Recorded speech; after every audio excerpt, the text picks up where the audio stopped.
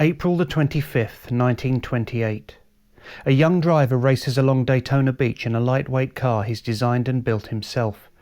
At over 200 miles per hour, he is close to breaking the world land speed record. The driver's name is Frank Lockhart. At just 25 years old, he's already a motor racing legend.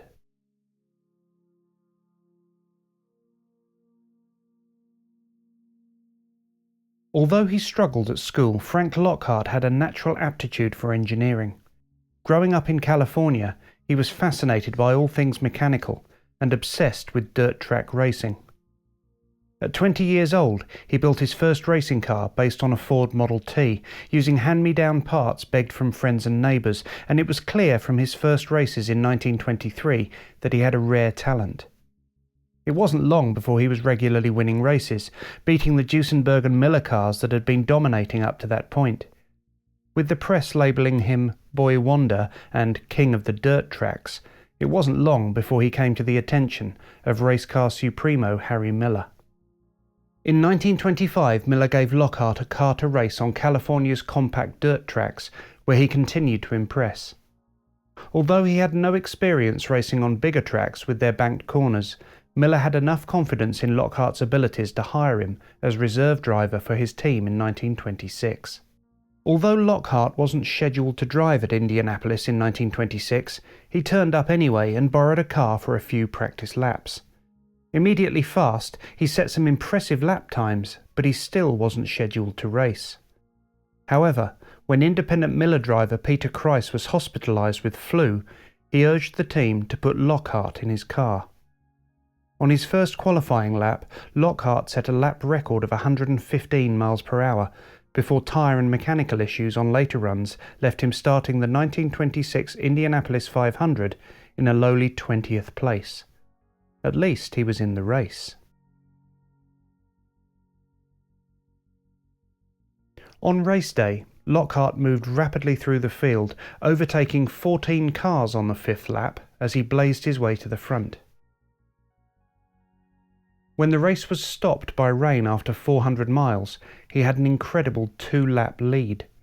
From out of nowhere, Indianapolis 500 rookie Frank Lockhart had well and truly arrived. With his 1926 Indianapolis 500 winnings, Lockhart bought his own cars and modified them, often working in great secrecy. His constant improvement of Miller's engineering led to a rift between the car designer and the bright young upstart. The most significant of Lockhart's innovations was the use of intercooling. Using a turbocharger or supercharger to compress the air entering an engine dramatically increases its temperature. Cooling the air after compression increases its density, improving the efficiency of combustion and increasing engine power. Whilst Lockhart didn't invent the intercooler, he's widely acknowledged as the first to exploit its benefits in a car, and was eventually awarded a patent for a cooling intake for internal combustion engines. Over the winter of 1926-7, Lockhart and his friends John and Zenas Weissel secretly developed and built a special manifold to cool the air as it passed between the supercharger and carburettor of his Miller race car. Lockhart's intercooler and other alterations he made boosted the power of the 1.5-litre engine from 154 to 285 horsepower. Lockhart took his car with its secret intercooler to Muroc Dry Lake in April 1927, where the AAA clocked a two-way average of 164 miles per hour. This was a record for a 1.5-litre car, and a one-way run of 171 miles per hour got Lockhart thinking about the outright world land speed record, which had just been raised above 200 miles per hour by Britain's Henry Seagrave on Daytona Beach. Lockhart returned to Indianapolis for the 500 in 1927, this time very much in the public eye.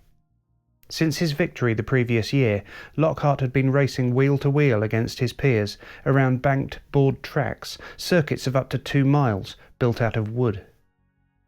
With average lap speeds often above 140 miles per hour, the races thrilled huge crowds at tracks across America, and Lockhart had become a national sporting hero.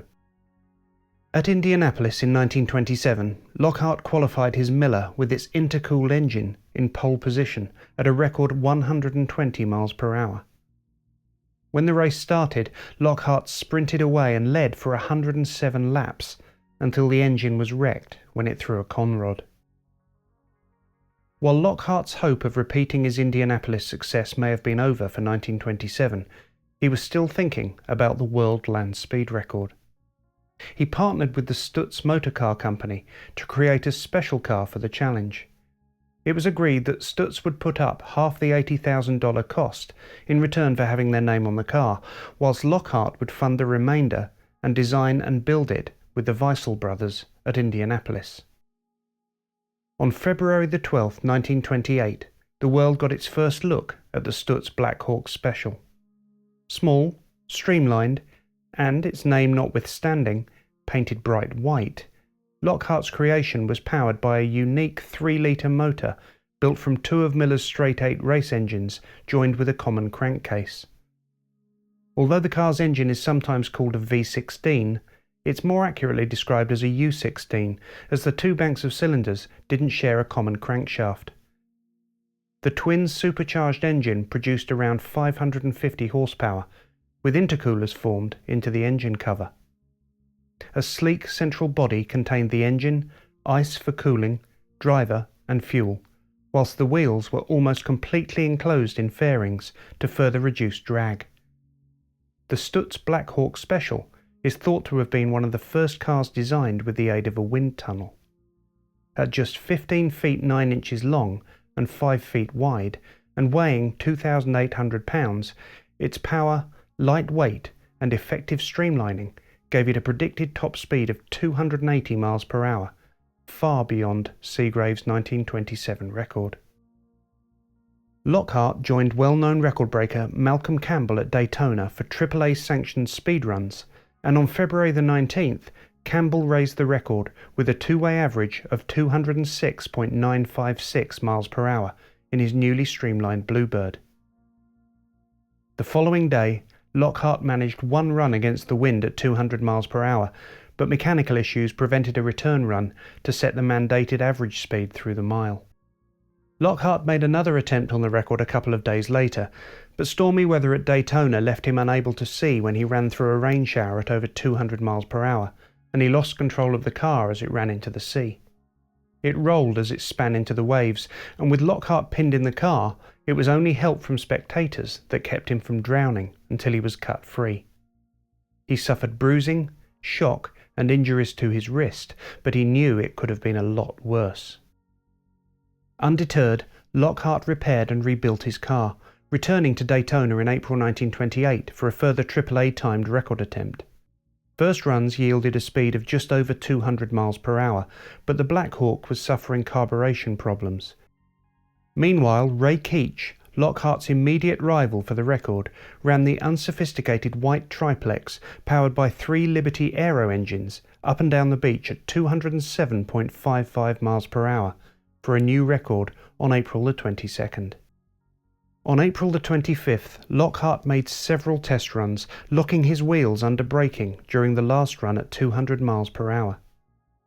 Normal procedure was to thoroughly examine the tyres after each run, but with the car running well, Frank was keen to make his return run to secure the record. The sleek aerodynamic spats that covered the wheels took a long time to remove and replace, and so after a cursory check, the car was turned round, and just before 8 a.m, Frank Lockhart took aim at the world land speed record. The right rear tyre of the Stutz Black Hawk exploded at 225 miles per hour, weakened by a cut from a seashell. Lockhart's sleek white car snapped back and forth as he fought for control, then dug into the sand and tumbled end over end down the beach. Lockhart was thrown from the car and came to rest on the sand near to his distraught wife. America's newest motorsport hero, the boy who built his own cars to go racing, who turned up at the Indy 500 without a ride and had won the race, was gone. He was just 25 years old. After his tragic death, Frank Lockhart returned to Indianapolis in spirit. The engine he built for the Black Hawk was recovered and found its way into the Samson V16 Special, which qualified on the front row for the Indy 500 in 1946. Today, the car is part of the Indianapolis Motor Speedway Museum. Almost 100 years on from that terrible day on the beach at Daytona, Lockhart's influence is still with us. Intercoolers are now ubiquitous in many modern petrol and diesel engine cars.